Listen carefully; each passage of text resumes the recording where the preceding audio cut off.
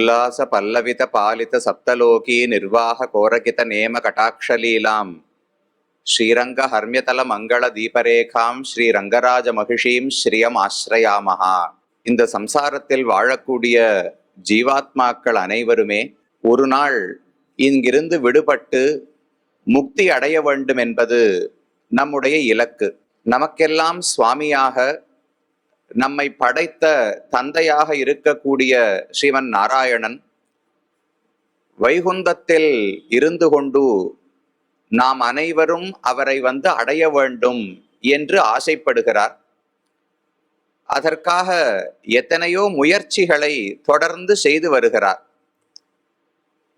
அவர் அப்படி ஈடுபட்டிருக்கும் போது அவருடைய தர்ம பத்னியாக தேவதேவ திவ்ய மகிஷி என்று அழைக்கப்படுகிற ஸ்ரீ மகாலட்சுமி தாயாரும் அவரை விட அதிகமான உற்சாகத்தோடு வேகத்தோடு பக்தர்களை கரையேற்ற வேண்டும், சம்சாரத்தை தாண்டிவிட்டு வைகுந்தத்துக்கு அழைத்து வர வேண்டும் என்று முயற்சிக்கிறாள்.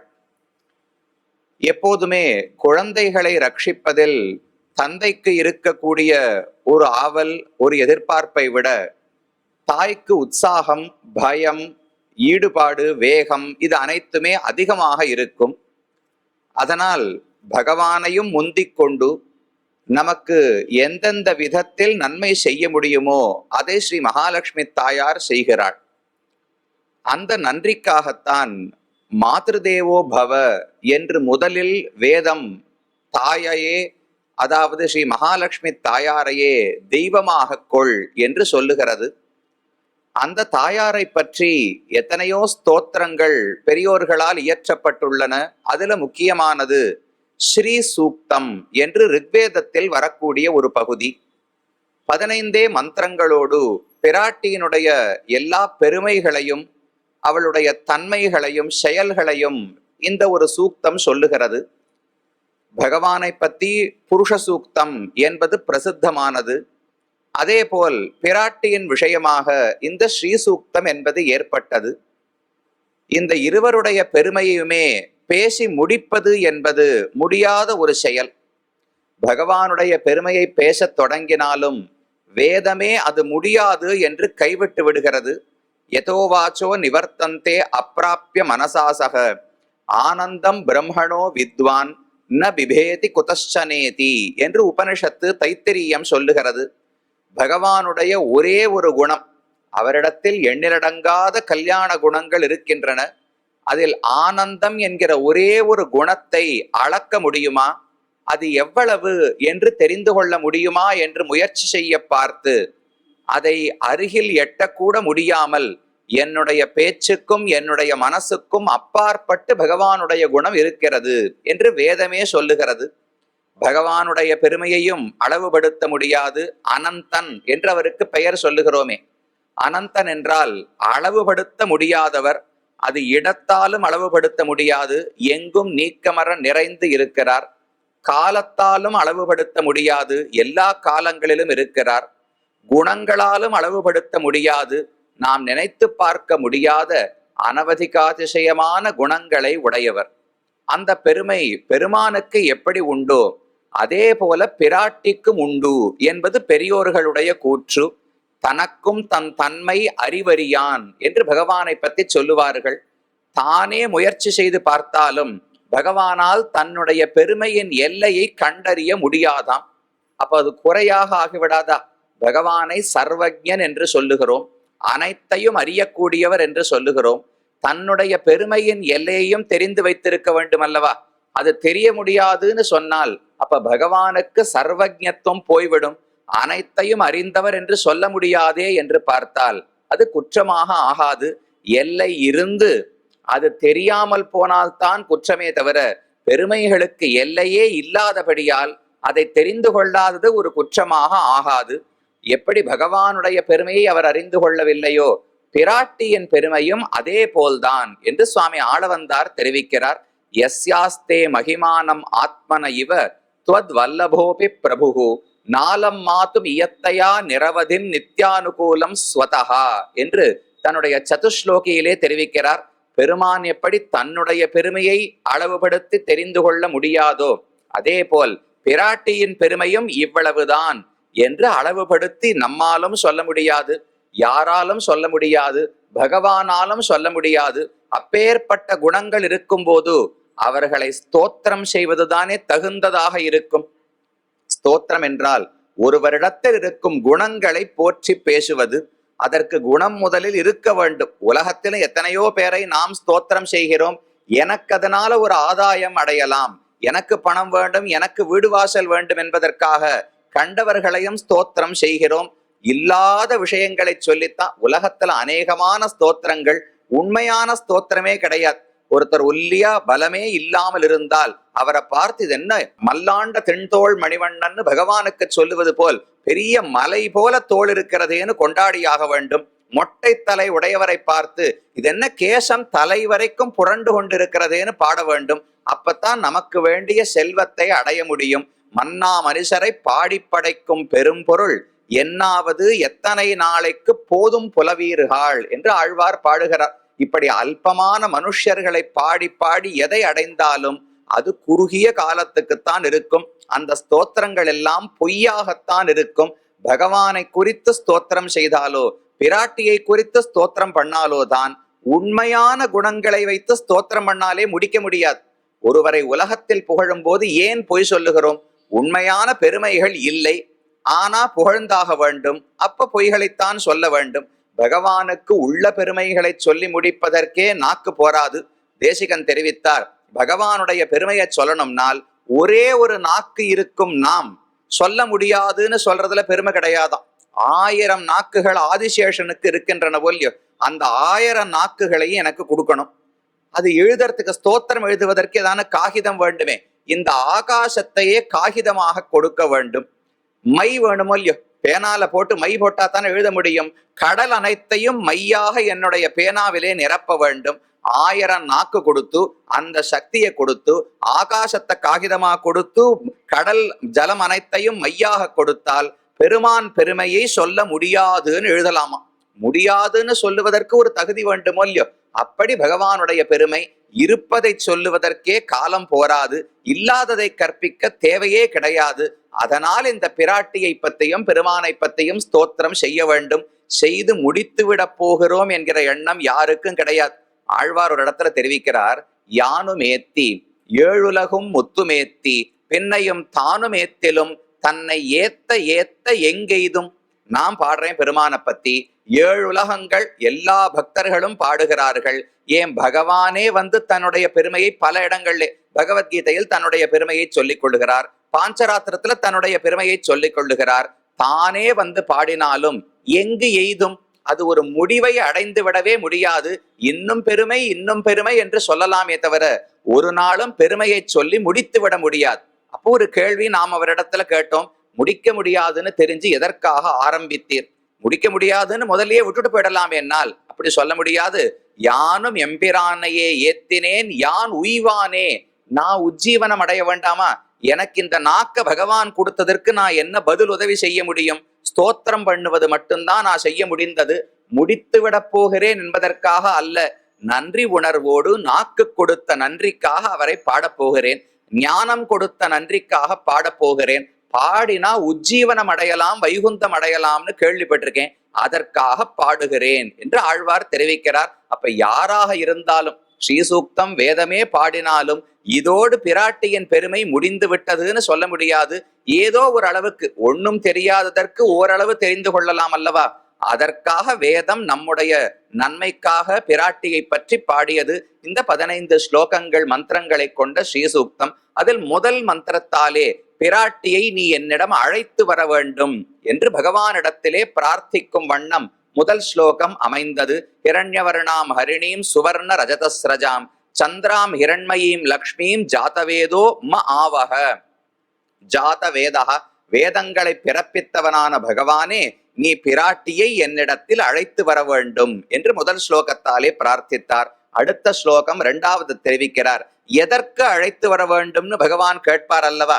அப்ப பிரயோஜனத்தை தெரிவிக்க வேண்டும். எப்பவுமே ஒருவரை அழைக்கும் போது எதற்காக அழைக்கிறோம் என்று அவரிடத்துல தெளிவுபடுத்தினால்தானே வருவார்கள். அத 2வது ஸ்லோகத்தாலே தெரிவிக்கிறார். இதுவும் பகவானை குறித்த ஸ்லோகம்தான். நீ பிராட்டியை அழைத்து வர வேண்டும், அதனால் நான் இந்த நன்மையை அடைய வேண்டும் என்று ஸ்லோகத்தாலே பிரார்த்திக்கிறார். தாம் ம ஆவக ஜாதவேதா லக்ஷ்மீம் அனபகாமினீம் யஸ்யாம் ஹிரண்யம் விந்தேயம் காமஸ்வம் புருஷானகம். முதல் வரிக்கு அதே பொருள்தான். லக்ஷ்மியை, அனபகாமினியான லக்ஷ்மியை நீ என்னிடத்தில் அழைத்து வா. எதற்காகவென்றால் எனக்கு என்னென்ன அடைய வேண்டுமோ அனைத்தையும் அவள்தான் கொடுக்க முடியும், அதற்காக அழைத்து வா என்று இந்த ஸ்லோகம் சொல்லுகிறது. தாம், தாம் என்றால் அவளை, அப்படிப்பட்டவளை. அப்ப கடந்த ஸ்லோகத்துல என்னென்ன பெருமைகளை சொன்னாரோ அதெல்லாம் நினைவில் கொள்ள வேண்டும். தாம், அப்படிப்பட்ட பிராட்டியை மே ஆவக, என்னிடத்தில் நீ அழைத்து வா, என்னிடத்தில் அவள் அருள் புரியும்படிக்கு நீ செய்வாய். ஜாதவேதா, வேதத்தை பிறப்பித்தவன். மற்றொரு பொருளும் உண்டு. ஜாதம், ஜாதம்னால் இயற்கையானதுன்னு ஒரு பொருள். வேதகா என்றால் புகழ், யசஸ், பலம், சக்தி, இதுக்கெல்லாம் வேதகான்னு ஒரு சொல்லு உண்டு. அப்ப ஜாத வேதகான்னு சொன்னால் இயற்கையான ஞானம் உடையவர், இயற்கையான சக்தி உடையவர், இயற்கையான பலத்தை உடையவர். இதெல்லாம் பகவானுக்குத்தான் இயற்கையானது. நம்மை போன்றவர்களுக்கு ஞானம், சக்தி, பலம் என்னென்ன உள்ளதோ அதெல்லாம் பகவானுடைய அனுகிரகத்தால் நமக்கு ஏற்பட்டிருக்கிறது. நித்திய சூரிகள் வைகுந்தத்தில் இருக்கிறார்களே, கருடனுக்கு எப்பேற்பட்ட சக்தி, ஆதிசேஷனால எவ்வளவு தாங்க முடிகிறது. இந்த பூலோகம் அனைத்தையும் ஆதிசேஷன் கீழ் இருந்து தன்னுடைய அண்டத்தையே தன் தலையிலே தாங்குகிறார். யார் தானாக சக்தி உண்டான்னு கேட்டால் நித்திய சூரிதான். அவர் என்றுமே வைகுந்தத்திலேயே இருக்கக்கூடியவர். ஆனால் அவரும் பகவத் அனுகிரகத்தால்தான் ஞானத்தையும் பலத்தையும் ஐஸ்வர்யத்தையும் அடைந்தவர். இயற்கையாக வேறு ஒருவரால் அருளப்படாத ஞானம், பலம், புகழ் அனைத்துமே பெருமானுக்குத்தான் உண்டு. அப்ப ஜாதவேதகா என்கிற சொல்லுக்கு இயற்கையான நற்பண்புகள், ஞானம், பலம் முதலானவற்றை உடையவர் என்று மற்றொரு பொருளும் உண்டு. அப்படிப்பட்ட பகவானே நீ பிராட்டியை அழைத்து வர வேண்டும். அவள் எப்படிப்பட்டவள்? லக்ஷ்மீம் அனபகாமினீம். லக்ஷ்மி, லக்ஷ்மின்னு மறுபடியும் அதே முக்கியமான சொல், பிராட்டிக்கு வாச்சகமான சொல் சொல்லப்படுகிறது. ஆனா இந்த இடத்துல பொருள் வேறு. நேற்று லக்ஷ்மின்னு பார்க்கும்போது என்ன பார்த்தோம்? அனைவரையும் பார்க்கக்கூடியவள், பக்தர்களுடைய நன்மைகள் தீமைகள் அனைத்தையும் நோக்கக்கூடியவள். நன்மைகளை நோக்கி அதை 10ஆக 100ஆக பெருக்கி பகவானிடத்திலே காட்டுகிறாள். தீமைகளை பார்த்து அதை பகவான் அறியாத வண்ணம் மறைத்து விடுகிறாள். அதுக்காக அனைத்தையும் பார்ப்பவள். லக்ஷயதி இது லக்ஷ்மிஹி என்று தெரிவித்தார். ஆனா இப்போது அந்த அர்த்தம் கிடையாது. பகவானே நீ லக்ஷ்மி தேவியை அழைத்து வர வேண்டும்னு பிரார்த்தித்தோம் இல்லையோ. உடனே அவர் கேட்டார், நான் சொன்னா அவ வருவாளான்னு? நான் சொன்னால் அவள் கேட்பாள் என்றால் நான் அழைத்து வர முடியும். நான் சொன்னால் அவள் என்ன பரதந்திரையா, கேட்பாளான்னு கேள்வி வருமே. அதுக்காக அடுத்த வார்த்தையை போடுறார், லக்ஷ்மீம் அனபகாமினீம். லக்ஷ்மி என்கிற சொல்லுக்கு இப்ப வேற ஒரு பொருள். லக்ஷ்ம, லக்ஷணம் என்றால் அடையாளம் என்று பொருள். அடையாளத்தை உடையவள். லக்ஷ்மி என்று சொன்னால் அடையாளம் உடையவள்னு இந்த இடத்துல பொருள். என்ன அடையாளம் என்றால் இந்த ஜீவாத்மாவுக்கே உரித்தான அடையாளம் பாரதந்திரியம். பகவானுக்கு அடிபணிந்து இருத்தல் என்பது ஜீவாத்மாக்கள் அனைவருக்கும் பொதுவான தன்மை. அந்த ஜீவர்களுக்குள் ஒருத்தி தலைவிதான் பெரிய பிராட்டியார். அப்ப அவளுக்கும் அந்த தன்மை விட்டு போகாதோ இல்லையோ. எப்பேற்பட்ட பெருமை உடையவளாக இருந்தாலும் லக்ஷ்மி, பகவானுக்கு அடிபணிந்திருத்தல் என்கிற தன்மை அவரிடத்துல மாறவே மாறாது. அப்ப நீ சொன்னால் அவள் கண்டிப்பாக அனுகிரகிப்பாள், நீ அழைத்து வர வேண்டும். அப்ப லக்ஷ்மி என்றால் பாரதந்திரியம் உடையவள். பகவானுடைய கஞ்சாடையை பார்த்துத்தான் எதையும் செய்வாளே தவிர தானாக ஒரு முடிவை எடுத்து தன்னை ரட்சித்துக் கொள்ள கூட மாட்டாள் என்று சீதையின் சரித்திரத்துல பார்க்கிறோமோ இல்லையோ. ராவணனிடத்திலே சீதை எத்தனையோ உபதேசங்களை செய்து பார்த்தாள். ராவணன் கேட்கவே இல்லை. அப்போ ஒரு வார்த்தை சொல்லுகிறாள், ராவணா, நான் இவ்வளவுலாம் உன்னிடத்துல பேசவே தேவை கிடையாது. ஒரே ஒரு நிமிஷத்தில் என்னுடைய சக்தியாலே உன்னை எரித்து விட முடியும். ஆனா ஏன் தெரியுமா செய்யவில்லை? அசந்தேஷாத்து ராமஸ்ய தபசஸ்ச அனுபாலனாத் நத்வா குர்மி தசக்ரீவ பஸ்ம பஸ்மார்க தேஜசா என்று சீதை சொல்லுகிறாள். உன்னை இப்போதே நான் சாம்பலாக ஆக்க முடியும் ராவணா. ஆனா ஏன் தெரியுமா ஆக்கவில்லை? அசந்தேஷாத், ராமன் ஒன்னும் செய்தி அனுப்பவில்லை. ஒருவேளை ராமன் ஒரு கடிதாசை எழுதி, சீதை என்னால இங்கிருந்து அவ்வளவு தூரம் லங்கைக்கெல்லாம் வர முடியாது, நீயே ராவணனை கொன்றுவிட்டு திரும்ப வந்து விடுன்னு ஒரு ஆணை பிறப்பித்தால் அப்ப நான் என்னை ரட்சித்துக் கொண்டிருப்பேன். ராமன் அப்படி ஒன்றும் செய்தி அனுப்பவில்லை. அவர் அனுப்பாவிட்டாலும் நீயாக ரட்சித்துக் கொள்ளலாம். என்னால் தபசஸ்ச அனுபாலனாத், நான் ஒரு தவத்தில் இருக்கிறேன், அந்த தவத்தை மீறி நான் என்னை ரட்சித்துக் கொள்ள முடியாதுன்னு தெரிவிக்கிறார். என்ன தவம் என்றால் பாரதந்திரியம் என்கிற தவம். எதுவாக இருந்தாலும், இப்ப இந்த கைபேசி இருக்கு, இந்த கைபேசியை அடியேன் இங்கேயே விட்டு விட்டு திரும்ப சென்று விட்டேன் என்றால், இது உடனே ஒரு வண்டியில ஏறி வீட்டுக்கு வந்து என்னை விட்டுட்டு போயிட்டீரேன்னு திரும்ப என்னிடத்துல வருமான்னு? அடியேன் தான் இதை ரட்சித்தாக வேண்டும். சொத்து எப்பவுமே தன்னைத்தானே ரட்சித்துக் கொள்ளவே ரட்சித்துக் கொள்ளாது. சுவாமிதான் சொத்தை பார்த்து பார்த்து கவனிக்க வேண்டும், ரட்சிக்க வேண்டும். அப்ப சீதையனுடைய எண்ணம், நான் பகவானுக்கு சொத்து, அவர்தான் என்னை எப்படி ரட்சிக்க வேண்டும்னு யோசிக்க வேண்டுமே தவிர அவர் வரும் வரை காத்திருப்பதுதான் என்னுடைய இயற்கை. சரைஸ்து சங்குலாம் கிருத்வா லங்காம் பரபலார்த்தனஹா மாம்னயேத்யதி காகுத்ஸ்தஹா தத்தஸ்ய சதிருஷம் பவேத் என்று சீதை ஹனுமானிடத்துல சொல்லுகிறார். ராவணனிடத்துல சொன்னது என்னாலேயே உன்னை கொல்ல முடியும், ஆனா ராமனுடைய ஆணையும் இல்லை, நானாக ரட்சித்துக் கொள்ளும் தன்மையும் எனக்கு கிடையாது, நான் பரதந்திரை, ராமனுக்கு அடங்கினவள் என்று அந்த இடத்துல சொன்னாளா. ஹனுமான் வந்த போது அவர் சீதையினிடத்துல கேட்டு பார்க்கிறார். சீதையிடத்துல நிறைய பேசினார். இந்த சூடாமணியை கொடுத்தாள், நீ போய் அடையாளம் சொல்லு, ராமன் உடனடியாக வர வேண்டும், ஒரு மாசத்துக்கு மேல் என்னால் ராமனை விட்டு பிரிந்து வாழ முடியாது என்று சீதை தெரிவித்து விட்டாள். அப்ப ஹனுமானுக்கு சட்டென்று ஒரு யோசனை தோன்றியது. இங்கிருந்து நாம் மறுபடியும் லங்கையிலிருந்து 100 யோஜனை தாண்டி பாரதத்துக்கு போகணும், அங்கிருந்து நடந்து குரங்குகளோட கிஷ்கிந்தைக்கு போகணும், ராமனிடத்துல செய்தி சொல்லணும், அவர் படையெல்லாம் திரட்டு எப்படியோ நடந்து கடற்கரைக்கு வர வேண்டும், அங்கிருந்து எப்படியோ அவர் பாலம் கட்ட போறார், சேத்து கட்ட போறார்னு தெரியுமான்னு, எப்படியோ குரங்குகள் எல்லாம் கடலை தாண்டி லங்கைக்கு வந்து முற்றுகையிட்டு படைத்தளபதிகள் வீரர்கள் சேனை அனைத்தையும் அழித்து கடைசியில ராமன் ராவணனை கொன்று விபீஷணனை பட்டாபிஷேகம் பண்ணி வைத்து கடைசியில சீதையை மீட்டு திருப்ப வேண்டும். இவ்வளவெல்லாம் ஏன் கட்டப்பட வேண்டும்? ஒரு எளிமையான வழி இருக்கு. நான் இப்பவே ஒரு பெரிய வடிவத்தை எடுத்துக் கொள்ளுகிறேன். தேவி சீதையே, நீ என் தோளிலே ஏறி அமர்ந்து கொள்ளலாம். இப்பவே ஒரு தாவு தாவினேன்னா நேர கிஷ்கிந்தைக்கு போய் ராமனிடத்திலே சேர்த்து விடுகிறேன். இப்பவே புறப்படலாம், ஏன் 1 மாசம் காத்திருக்க வேண்டும்னு ஹனுமான் பிரார்த்திக்கிறார். அப்ப சீதை ஒவ்வொரு காரணமா சொல்றா.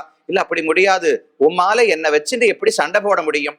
கடலை தாண்டி போனா ராட்சசர்கள் சண்டைக்கு வருவார்கள் அல்லவா, சீதையை தூக்கிட்டு போனா வேடிக்கையா பார்ப்பார்கள், என்னை வைத்துக் கொண்டு சண்டை போட முடியாதேன்னு சொன்னா, அந்த சாமர்த்தியம் எல்லாம் எனக்கு இருக்கு, உம்மை ஜாகிரதையாக பார்த்து கொண்டே சண்டையிடுவேன்னு சொன்னார். இல்ல எனக்கு பயமா இருக்கும், ஆகாசத்துல பறந்து போய் பயத்திலேயே எனக்கு உயிர் போய்விடும்னு சொன்னாள்.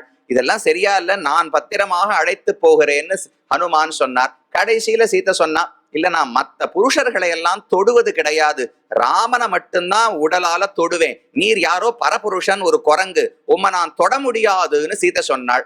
ஹனுமான் சிரித்து விட்டார். இது ஒரு காரணமே கிடையாது.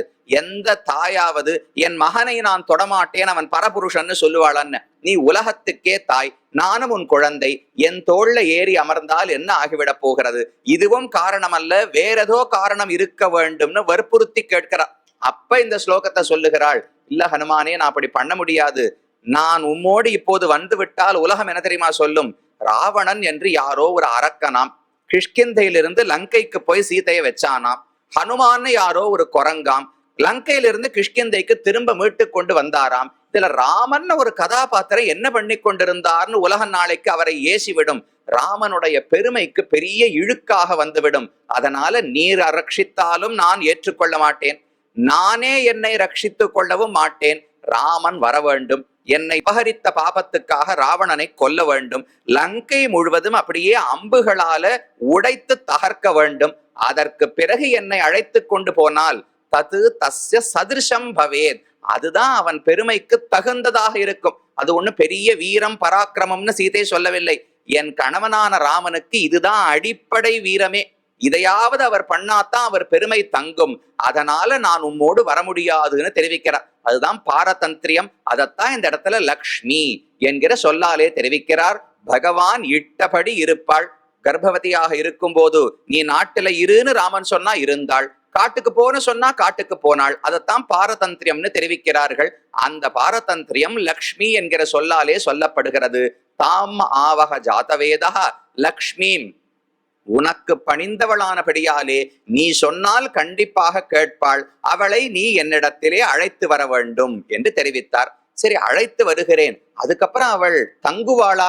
ஒரு முறை உன்னிடத்துல அழைத்து வர முடியும், அதுக்கப்புறம் தங்குவாளான்னு கேட்டால் அனபகாமினி, அபகமனம் என்றா பிரிந்து செல்வது என்று பொருள். அனபகாமினி விட்டு பிரியாதவள், ஒரு நாளும் பிரிந்து செல்லாதவள் என்று பொருள். அப்ப வேதம் சொல்லுகிறது, அப்படி நினைக்க வேண்டாம், உன்னை விட்டு பிராட்டி ஒரு நாளும் பிரிய மாட்டாள். நீ என்னுடைய ஹிருதயத்தில் எப்போதும் இருந்து விட்டால் பிராட்டியும் இருந்து விடுவாள் அல்லவா, அதற்காக நீயும் வர வேண்டும், பிராட்டியும் அழைத்து வர வேண்டும் என்று தெரிவிக்கிறார்.